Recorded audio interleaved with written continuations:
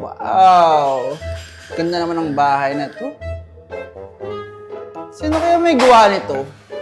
Sino kaya ang bahay to? Asan kaya si Sir? Tanongin ko kaya si Sir.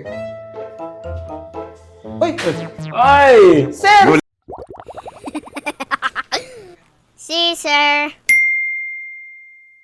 Saan ka lang galing, Sir? Hidden door. Ano pala yan? Ayan, ano?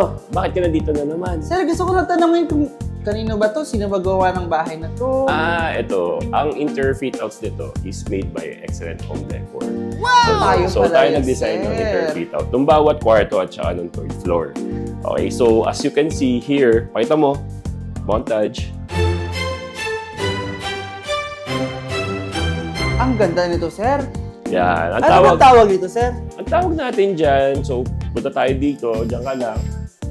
Yan, tawag natin dito is fluted panels. Oh, so, wow. nag-accent tayo dito ng mahogany fluted panels or ano ata to? Tama, mahogany to, dark mahogany.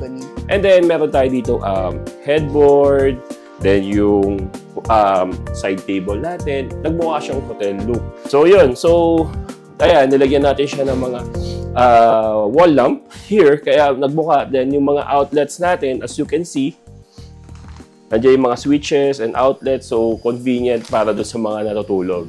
Pare-parehas ang ba to, Sir? Sa kayo? Yes, pare-parehas lang yan. And aside from that, we have the latest wall cladding right now. Kung mapapansin nyo, is a fabric textured cladding with a metal insert. So, matte black yung ginamit natin dito na metal insert. Ayan. So, napakaganda. So, latest to, parang hotel vibes to talaga siya. So, parang kala ko nga, Sir, nasa hotel tayo kanina. Kala nyo, di ba? Nasa hotel. Akala ko nag-check-in ka kanina, Sir. Tawag dito, secret hotel. De joke. Actually, yung client na to is our regular client. So, nasa kabila lang yung una natin ginawang house niya. And this is the second house. So, nakuha niya na kasi yung lot na to. So, by the way, we're here in Tagaytay Royal. So, kaya napakasarap yung vibes dito. Currently ngayon, umuulan. Masarap yung vibes. Actually, this is the bedroom 4. Okay, so we have 4 bedrooms kasi dito. Our first bedroom is same with our fourth bedroom. Okay? So, yan.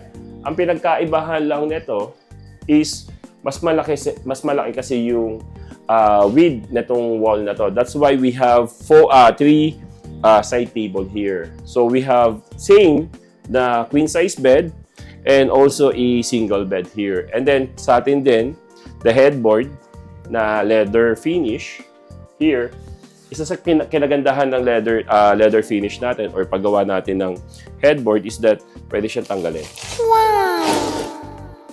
Okay, Velcro. so may velcro siya. Yes. So yan ang kinagandahan ng gawa namin ng headboard dito sa Excellent Decor kasi eventually if you want your headboard to change fabric, hindi mo nabibilihin yung the whole materials. So yung leather lang and labor sa amin. Change Yun of color na rin. Change Sir. color. Kunya, nagsawa ka na or something na may nangyari, nasira. So, panel lang din. Hindi siya the entire thing papalitan, di ba? So, in cost-wise, efficient siya. Mas tipid talaga, Mas Sir. tipid talaga siya. So, same pa rin. And then yan, sinama na rin natin yung mga lights and everything here. Ayan. This is the wardrobe cabinet. And kaya meron siyang ventilator sa baba just because magkakaroon ng ref dito. Ref. Same lang din naman sa bedroom 4. Ganito din yung itsura ng details ng wardrobe niya. Okay, so for bedroom 2 naman and bedroom